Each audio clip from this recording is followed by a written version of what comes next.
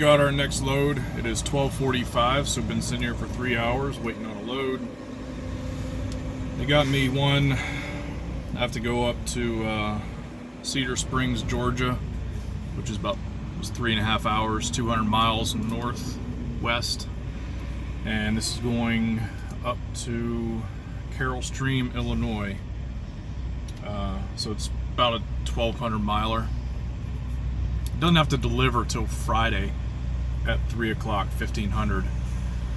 And they are strict on their appointment time. So yeah, it's a good run, but it sucks because I have 4 days to do basically a 2-day run. So I'm gonna have 1,200 miles at the end of Friday, or halfway through Friday. So we'll see what it turns into. This place I'm going in Cedar Springs is called Georgia Pacific. It's a pretty unique place, so I'll try to get some footage of.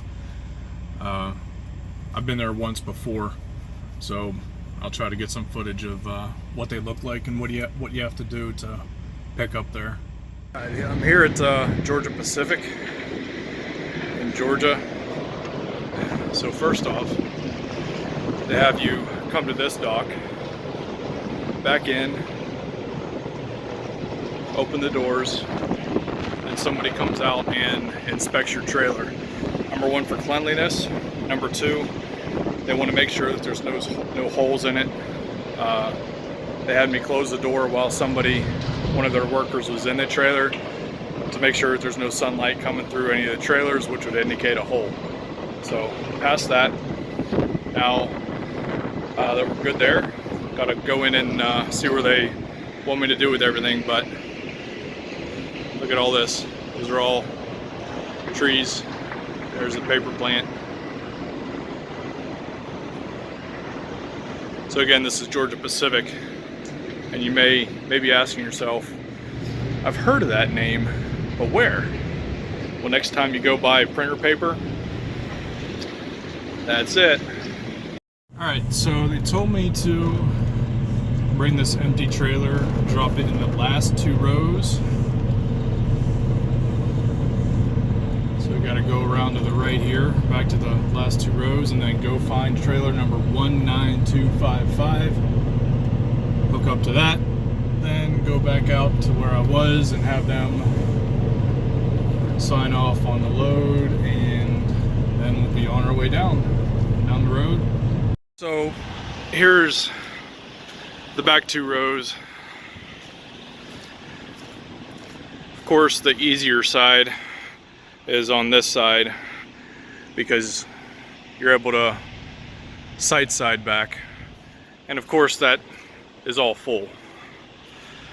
This is one of 2 spots that is open on this side, which is a blind side back,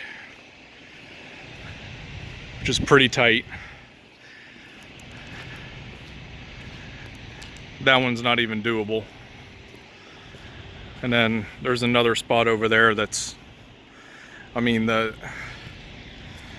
trailers will be darn near touching. So I'm set up here to do an offset or a blind side into this one. This is going to be interesting. And I only have that much room to work with to swing out. They want the tandems all the way back, so I have them out all the way back right now. I'm nervous to move them up, which would make it easier to swing the trailer. But with how tight these are, the further up the tandems are, the more trailer swing you have. So, I mean, I'm gonna be getting out and looking so many times during this maneuver, but I wish I had a GoPro or an action camera to just put on my head and film this for you. That's coming in the future, but not right now. So I'll come back at you guys when I get her in there. Oh, got her in. Well, that's probably the toughest back I've had to do yet. I know some of your veterans out there saying, oh, that's not hard, blah, blah, blah. Yeah, well, Keep in mind, I'm still 2 months into this solo, but hey, we got it in. Got in and out probably 10 times. Did it real slow, foot by foot. Didn't hit anything. We're good to go. All right, we got our new trailer, got our paperwork. I just wanted to show you what I'm carrying here. 44,000 pounds of giant paper rolls. And when I say giant, check out those things, floor to ceiling. So this type of load, the center of gravity is a lot higher. And being as heavy as I am, I really gotta keep in mind that my center of gravity is higher, and going around turns, I gotta be that much more careful. Not that I'm not with any load, but you know what I mean. Come on. All right, let's get this sealed up. They have an on-site scale, so I'll get it scaled and then we'll get down the road. Pretty neat to sit here and watch these cranes load up the trucks. Don't really have time to do that and show you right now, but you can see a truck getting loaded right over there. Actually unloaded, but really, really neat.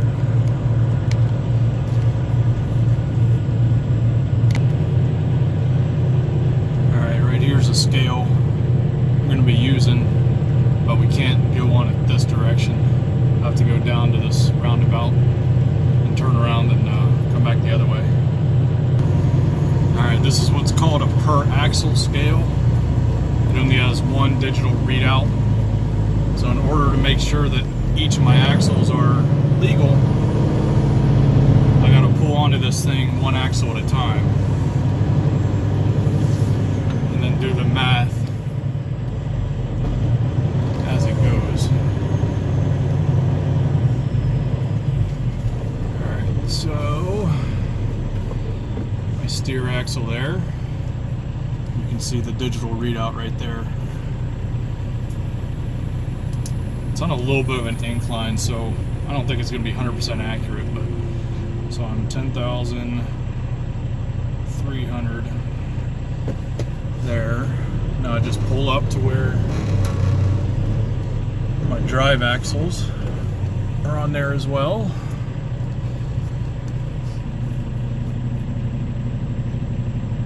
And that gives me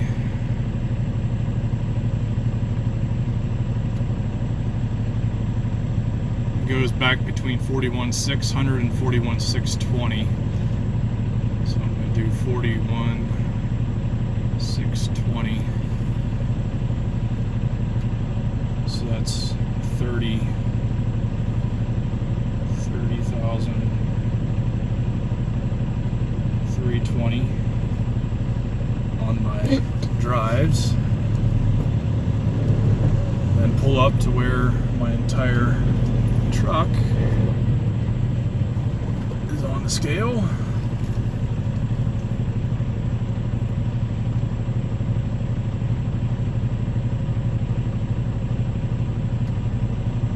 And looks like we're going to settle at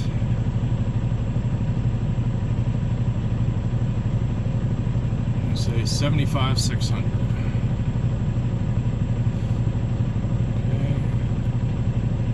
Take 41,620 from 75,600, 3,980.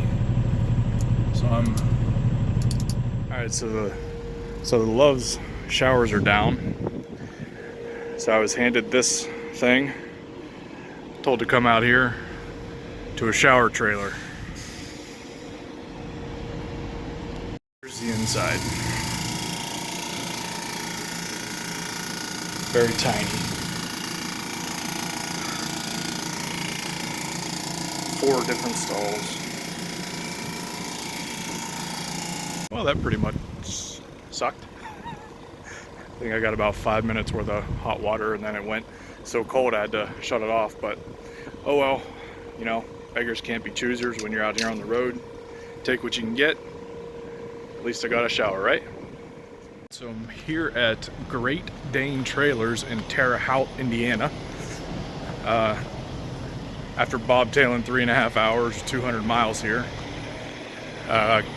This is my first time here, and I'm assuming I'm getting a brand spanking new trailer to take somewhere. I haven't been told yet, so just waiting for them to pull it out. I guess the spotter's going to be pulling it out here for me, and then they want me to hook it up to it, turn the light tests on, make sure everything's good, and then I guess go from there.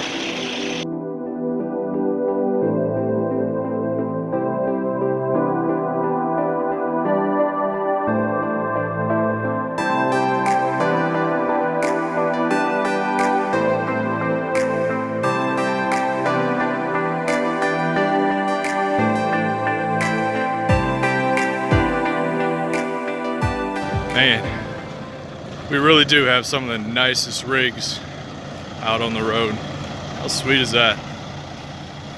So, made it to my destination for the night. I'm in a small truck stop in Hendersonville, North Carolina, about an hour away from the Walmart distribution center where my delivery is. So what am I going to do this evening?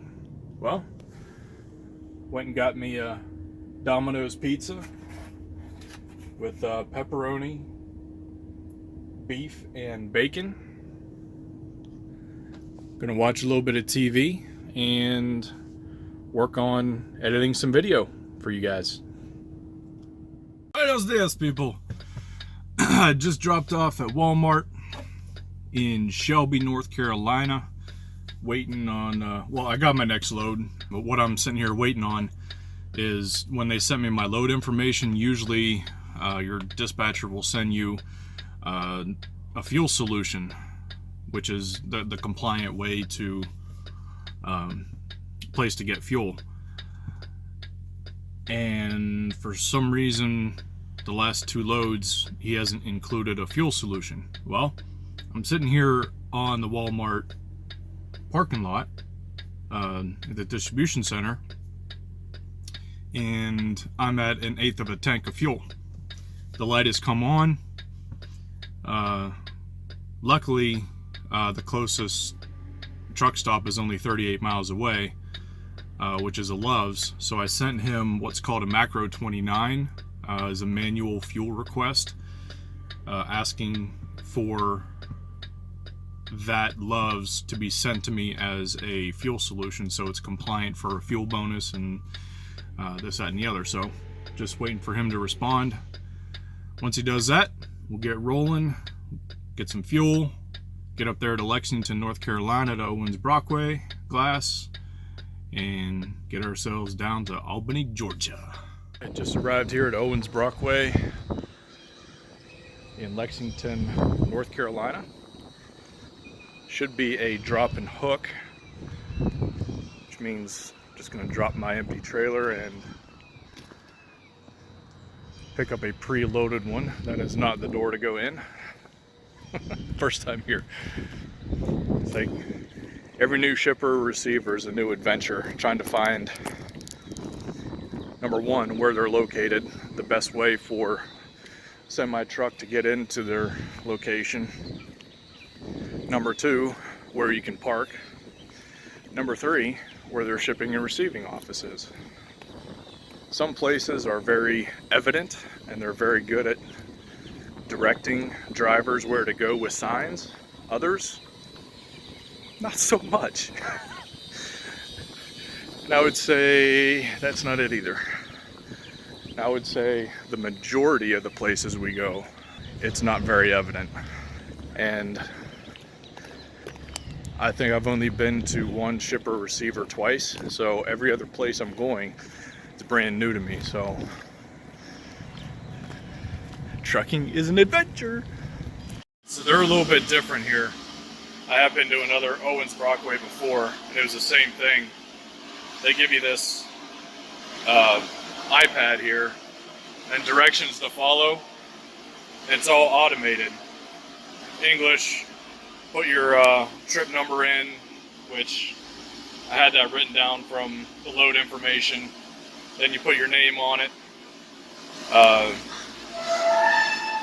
Then the destination, you just confirm all the information. Then you hit OK. It prints out the bills. Then they give you 3 copies of the bills. And then they also have a cup of seals here. So you pull out any random seal, then you just put in that number in the process here. Then it'll print out on that thing there, so you can see 2358171. So it's pretty slick how they do it. Now that's only the case when you have a preloaded trailer. If you're a live load or a live unload where you're on a dock and they're loading you right then and there, it's a little bit different. You sign in there, then you monitor your CB or give them your cell phone number, then they'll call you and all that stuff. So I'm picking up trailer number 17054. All the Millis trailers are down there, which is where I parked. All right, now we're back over on the side with all the Millis trailers, and there she is, 17054. There's where I parked. So I'm just going to drop that trailer, come on over here, hook up to that one, and all right, air hoses and electrical hooked up, landing gear raised, fifth wheel and locking jaws checked, lights are working, tandems are all the way back, so I'm going to have to slide them, lift up, pull out, get it in the slide. Alright, let me show you what we're carrying here. Step over to the side, so in case something's misloaded, doesn't come out at you. Alright, here we go. 45,000 pounds of glass beer bottles. Then they have air-filled fillers there so that there's no sideway movement. They don't have them on that side because they have the pallets, at least these 2 specific pallets loaded on that side, then these to fill in. So I just dropped off at Miller Coors in Albany, Georgia. It was just a nice quick drop in the yard, and they didn't have any empty trailers for me, so I'm heading a mile down the road to Millis Terminal here and get ready for dispatch. And being a Sunday, it's Sunday, March 10th. You know, typical weekend, Saturday, Sunday. Freight's a little bit on the slow side, so I'm currently number 7 on the list for load. So I'm just gonna head over to the terminal and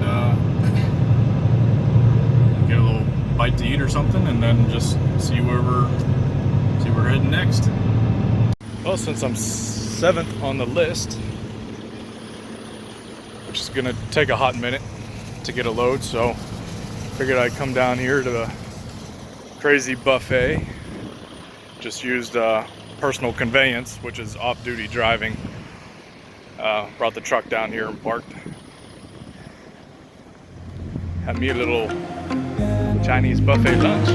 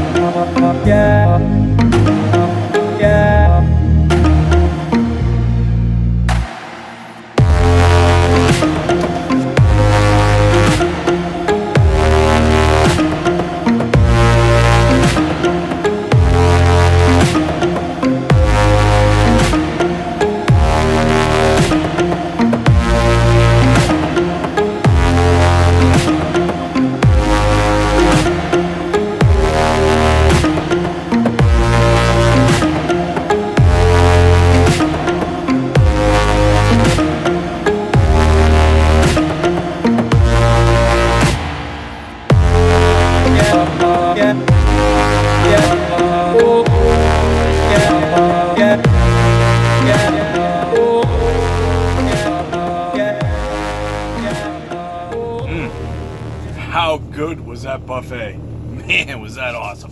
Oh, love it. Well, back in the truck now, as you can see, editing some videos, have a little drink, watch some TV. Still Sunday night. Haven't gotten dispatched on anything, so assuming it's not going to be till tomorrow morning. So did some laundry, chilled out, come back at you and let you know what's going on when we get told where we're going tomorrow. Have a good night. See you in the morning. Monday morning. Dispatched messaged me, asked me to look for an empty trailer. Walked all around this lot. There's a ton of trailers here, but none of them are empty. Just messaged dispatch back, waiting on a response. See if they want me to bobtail somewhere to find one or what they want me to do. Alright, so they're having me bobtail 82 miles, hour and 43 minutes east to a Walmart distribution center to get an empty trailer, and I have no clue where they're sending me. My first task is to get that empty trailer. Alright, made it here to the Walmart DC. They told me I needed to find a trailer that was food grade eligible, which means it's got to be clean and good to go to carry food grade stuff. So found a trailer, but you can see a bunch of crap in there. So got to sweep it out, and then we should be good to go. Got the trailer swept up, hooked to it, everything. Got my next load. I'm taking this to Golden Boy Foods in Fitzgerald, Georgia, going up to Pinnacle Foods in Effingham, Illinois, which is, I was just up there a handful of days ago, so that'll be it for this pay week. Yeah, I won't get it up there till tomorrow, which is Tuesday, but I'll most likely have payroll put that on this pay week. So it's going to be about a 900-mile run, which will put me about 3,500 miles for the pay week. So best week yet. All right, guys, appreciate you watching. Comment below, and until next time, keep them wheels turning, stay safe, and we'll catch you next time.